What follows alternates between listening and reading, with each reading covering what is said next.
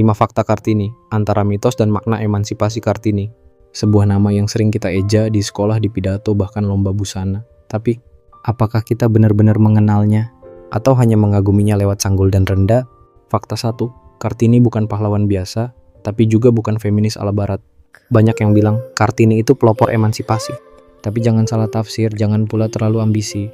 Ia tak bakar berat, tak turun ke jalan, tapi ia menulis dan tulisannya jadi ledakan. Dalam surat-suratnya, ia bicara gamblang tentang perempuan Jawa yang terpenjara tenang.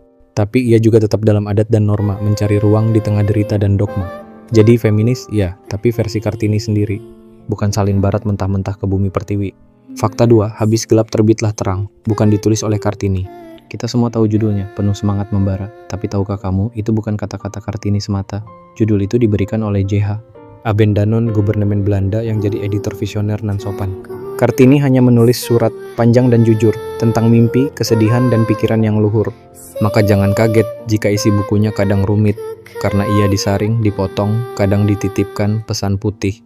Fakta 3, Kartini ingin sekolah tapi tak pernah jadi guru. Ia anak bangsawan, sempat sekolah di LS, tapi saat usia 12, nasib berkata, berhenti, habis gelis. Dipingit, dibatasi, tak boleh melanjut, tapi ia tak diam. Ia tulis hidupnya yang pahit. Ia tak pernah mendirikan sekolahnya sendiri, tapi cita-citanya tentang pendidikan tak pernah mati. Setelah wafat, suaminya mendirikan sekolah wanita untuk menghormati mimpi sang istri tercinta. Maka saat kita mengenangnya di panggung sekolah, ingatlah, perjuangannya bukan soal gelar, tapi soal akal dan nalar.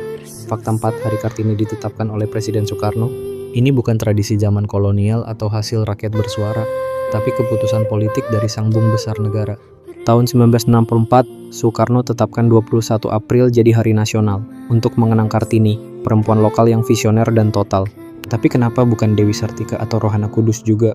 Mereka pun pejuang wanita dengan karya nyata. Jawabannya, Kartini sudah lebih dulu dikenal Belanda, surat-suratnya diterbitkan, dibaca sampai Eropa.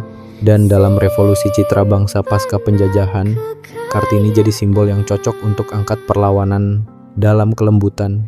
Fakta 5, perayaan Hari Kartini sering salah makna. Tiap tahun muncul parade sanggul dan kebaya, lomba rias, lomba puisi, bahkan kontes gaya. Tapi, adakah yang ingat isi suratnya yang getir? Atau hanya sibuk meniru gaya masa silam yang kikir? Emansipasi bukan berarti semua harus tampil bak Kartini, tapi berpikir kritis, bebas, dan berdiri sendiri. Hari Kartini seharusnya jadi momen refleksi, bukan sekadar konten foto dan dekorasi. Karena Kartini bukan hanya tentang tampil anggun, tapi tentang bagaimana perempuan bisa punya ran. Dalam keluarga, sekolah, ruang publik, dan mimpi, ia mengajak perempuan juga manusia, bukan hanya pelengkap harmoni. Maka di Hari Kartini ini mari rayakan dengan makna, bukan hanya